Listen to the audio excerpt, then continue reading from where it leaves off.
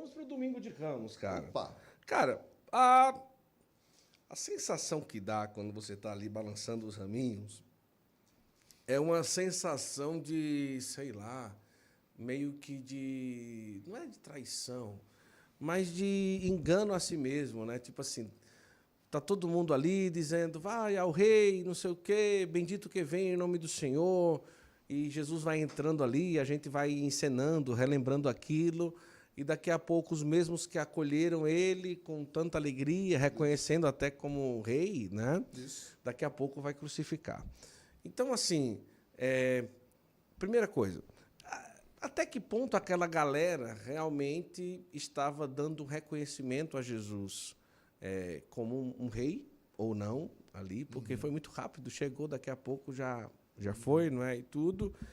E essa aclamação de Hosana, ela é uma expressão de você realmente aclamar alguém que seria o rei, que seria o Messias. De onde veio aquela força expressiva tão grande Perfeito. de acolher Jesus ali, daquela maneira, naquela entrada triunfal ali em Jerusalém? Perfeito. Quando a gente olha para o texto bíblico, tá? Os 4 evangelhos testemunham essa entrada de Jesus, com nuances distintas, ok? Vou partir do texto de Mateus, é o que está aberto aqui, eu já estava com ele aberto, mas a gente poderia ir para o de Marcos, que são textos paralelos. Tá? O texto começa pós o evento que ocorre, está no capítulo 21 essa entrada. O evento que eu estou fazendo referência é o evento anterior na cidade de Jericó.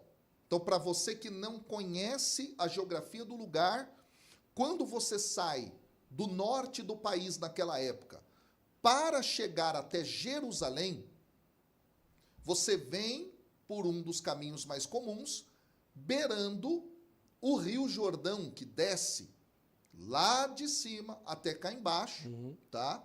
Porque você tem água, você tem como levar animais junto com você naquela viagem, etc, etc. E Jericó fica como a última parada para chegar até Jerusalém. Tá?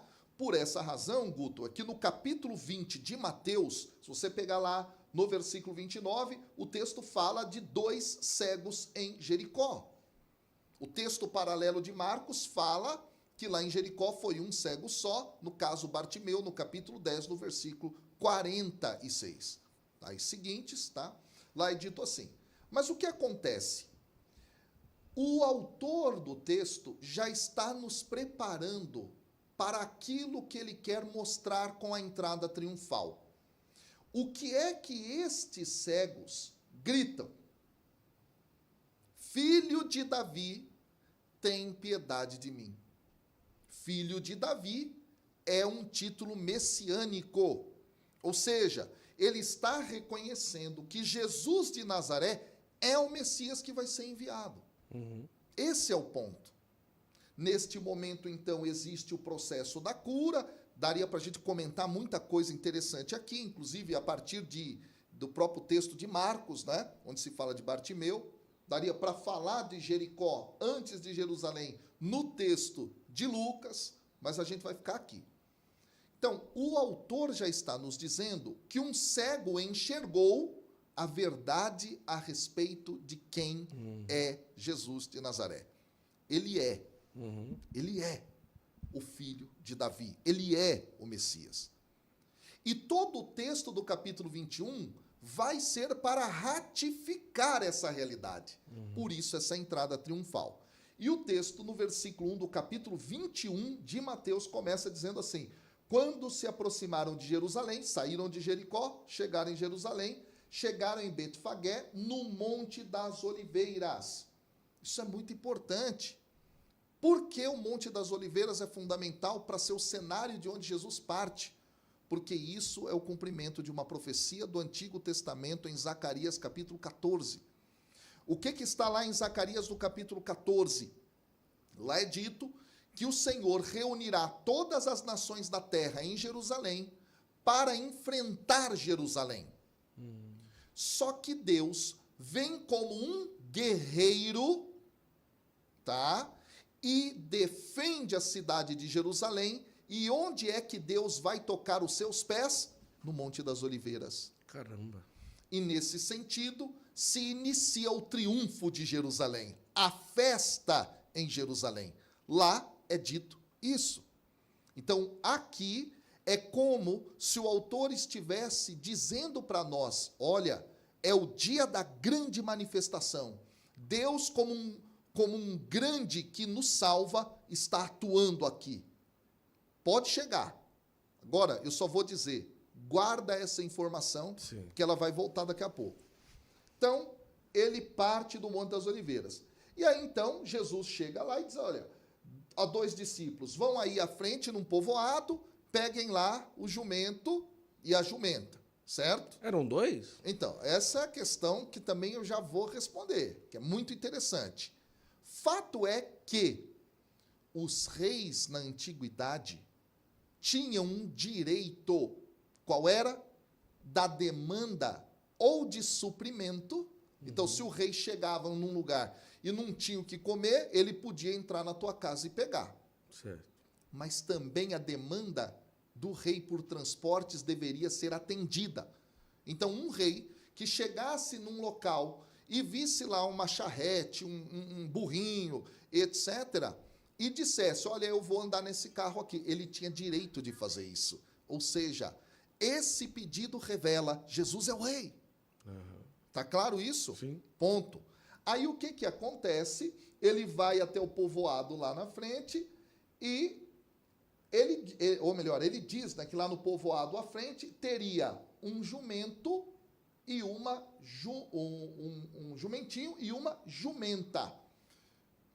E nesse momento, Jesus diz, soltai-a e trazei-mos 2. Então, os 2 animais, ok?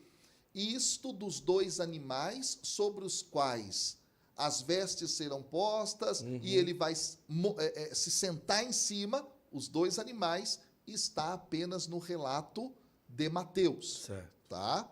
E aí, isso advém de uma fonte que Mateus tem do texto de Zacarias, capítulo 9, versículo 9, onde lá é dito que Jerusalém deveria se alegrar, olha que interessante, porque o rei vem até ela montado num jumentinho, filho de jumenta. Então, é muito interessante. Mateus tem uma fonte onde é posto jumento e jumenta, os 2 animais, então ele coloca isso no texto. Jesus vai cumprir essa profecia do jeitinho que ele tem na sua fonte. Fato é, a profecia de Zacarias 9:9 coloca que o rei vai chegar na cidade montado num animal, num jumentinho. Ponto. Olha que dado fantástico. Mais uma comprovação. Jesus é o rei, não é Barrabás não, povo. Vou repetir aqui o tempo inteiro. Jesus aqui é o verdadeiro rei. Então, ele está cumprindo Zacarias 9:9, tá? E aí tem um outro detalhe, meu amigo. Quando nós olhamos, tá, para o texto, é lindo de observar que lá na bênção que está presente no livro do Gênesis, na bênção de Jacó, isso é fantástico, lá se fala a respeito do mandatário que vem para reinar, portanto, e ele vai amarrar o seu jumento. Ele está ligado a esse animal. Não é à toa que o jumento aparece lá. O jumento é ligado a Cristo, tá? Nesse sentido. Então, até eu costumo brincar com os meus alunos lá, se alguém te chamar de jumento, fique feliz. Fique feliz. Você está ligado a Cristo. É uma pessoa muito importante. Exato, é uma pessoa muito importante no cumprimento da profecia de Jesus, né? Como o Messias. Ô, rapaz, lá no Nordeste é tão desprezado o bichinho. O bichinho, rapaz. né? Lá tem muito jumento. O jumento, então, aqui é um animal que é importante nessa cena, tá? Acontece, então, que ele vai montar em cima desses animais e o que vai acontecer é que as pessoas vão colocar as suas vestes. Ih, rapaz, mas por que as pessoas colocam vestes no caminho? 1 Reis capítulo 1, versículo 20 e alguma coisa, vai dizer que o rei, olha só, ele vai passar e as pessoas vão colocar vestes no local por onde ele passa. Aliás, segundo Reis, com Jeú, com o rei Jeú. Quando Jeú vai passar, as pessoas jogam vestes para ele passar por cima. Hoje a gente faz isso naquele momento do Santíssimo, quando passa, muitos fazem isso, né? É um gesto. Corpus Christi ali, faz um tapete Exato. ali simbólico e tal. Segundo Reis, o capítulo 9, quando Jeú vai passar, as vestes são postas no chão. Ao mesmo tempo, 1 Reis, capítulo 1, versículo 33, é a ordem que é dada para que se coloque Salomão, o filho de Davi, em cima de um jumentinho. Olha. Então não é à toa que anteriormente, lembra o que eu disse? O cego chama Jesus Filho de Davi. Filho de Davi. Olha. Então tudo isso é uma comprovação de que Jesus é o Messias. Então ele entra ali com um reconhecimento direto de rei. Exato. Exatamente. Exatamente. Talvez não por todos, mas por uma multidão ali Exato. que aclamava como rei. Como rei. Então não era uma ironia o Não que as era. pessoas gritavam na chegada de Jesus. Absolutamente não. E o que é que elas vão gritar? Aí é que vem o Hosana. O Hosana, tá? Era uma expressão utilizada num salmo, que é o Salmo 118. Quando a gente vai lá no Antigo Testamento, no Salmo 118, isso é maravilhoso, Guto, tá? Vamos lá, ó, Salmo 118. Vamos pegar o Salmo 118 aqui. Só um detalhe, tá? Na sua Bíblia, se for a Bíblia Ave Maria, você vai para o Salmo 117. Certo. Tem essa mudança aí. Depois eu Da posso Jerusalém até explicar. para... É o Salmo 118, tá? Esse salmo é uma liturgia da festa das tendas, não é da festa da Páscoa. Certo. A festa das tendas é no 15º dia do mês de Tishri, dentro do calendário judaico. Isso vai equivaler por volta de setembro, outubro, tá? Nessa passagem de setembro para outubro. Nesta festa se celebrava a chegada do Messias, que quando isso ocorrer, eles vão construir tendas. Olha que coisa fantástica. Então, os evangelistas, quando colocam que o povo cantava o Salmo 118, estão tecendo a teologia, mostrando que aquelas pessoas acreditavam Que o Messias havia chegado. que o Messias tinha chegado. Então, eles fazem uma mistura aqui de um elemento de uma festa, que é a festa das tendas, Que ou era dos uma festa de tabernáculos, aguardo pelo Messias, de ou da aguardo pelo chegada Messias, e tal. de Deus que vem para morar no meio do seu povo, Sim. lembrando, não é, o antigo tabernáculo. Isso é algo maravilhoso. E aí, no meio desse salmo, tá, quando eles estão subindo para Jerusalém, acontece então, lá no versículo 25, tá assim, ó: Ah, Deus, dá-nos a salvação.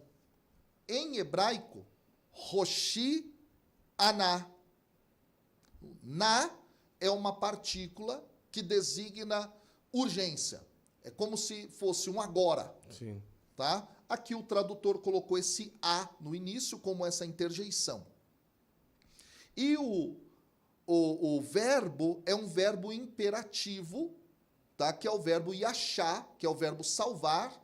Então, salva-me, inclusive lá está na primeira pessoa do singular. Isso é muito interessante. Mas salva-me agora.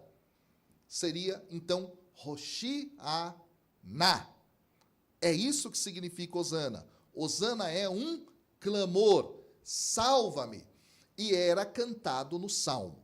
Só que é interessante, porque na liturgia da festa das tendas, o sacerdote circulava 7 vezes em torno do altar, proclamando esta expressão, olha só, de forma triste.